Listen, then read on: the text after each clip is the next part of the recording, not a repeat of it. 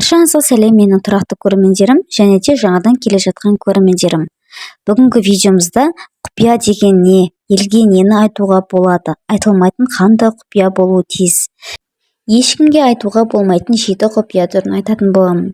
Видеомыз басталмас бұрын арнамызға тіркеліп, лайк басып, пікір қалдыруды ұмытпаңыздар. Сіздермен күнделікті жаңа видеоларымды жіберіп алмаңыз. Ал ендеше видеомызды бастайық. Тізімге көз жүгірткен адам біразымен еріксіз келісері сөзсіз.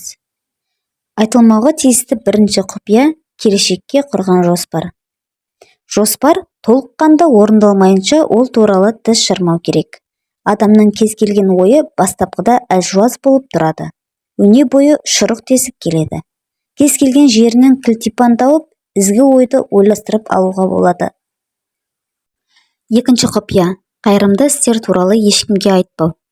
Қайырымды іс жер бетінде сирек кездесетін құбылыс. Сондықтан оны көздің қарашығындай сақтау керек. Өзіңізді жақсылық жасағаныңыз үшін асыра мақтамаңыз.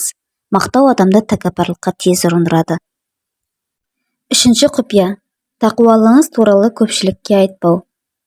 Тамақ, ұйқы, күлкі, төсек қатынасына қатысты шектеулеріңізді ешкімнің білмегені жөн.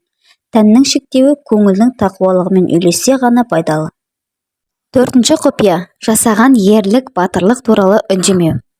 Әр адам күнделікті сан алуан оқиғаларды бастан кешіреді. Біреу білектің күшімен жеңіп жатса, біреудің ақылы асады. Күшпен жеңген адамның ерлігі тез бағаланады. Ішкі арпалысты ешкім байқай бермейді. Сондықтан ол үшін ешкім марапат бермейді. Бесінші құпия рухани жетілу туралы айтпау. Рухани байлық тек сіздікі. Оны ешкімге айтып абырой жинай алмайсыз. Айналаңыздағы адамдардың шын мұқтаждығын көрсеңіз ғана шет жағасын айтыңыз. Алтыншы құпия үйдегі ұрыс-керіс пен отбасылық өмір туралы үндемеу. Есіңізде болсын, отбасыңыздағы ұрыс туралы неғұрлым аз айтсаңыз, оның ынтымағы берік бола түседі. Ұрыс араласу барысындағы жиналып қалған зиянды қуат. Түткілді көп талқылаған сайын, оған өзіңіз көбірек сене бастайсыз. Жетінші құпия баяғыда естіген жаман сөздер туралы айта бермеңіз. Көшеде жүріп, аяқ киімді былғап алуға болады. Ал кейде санада да былғап алатындар болады. Жолда келе жатып естіген бар қаңсық сөзді үйге келіп айтқан адамның табалдырықтан аттап, былғаныш аяқ киіммен төрге озған адамнан айырмасы жоқ. Ал қымбатты көрермендерім, мен сіздермен келесі видеоға дейін қоштасатын боламын.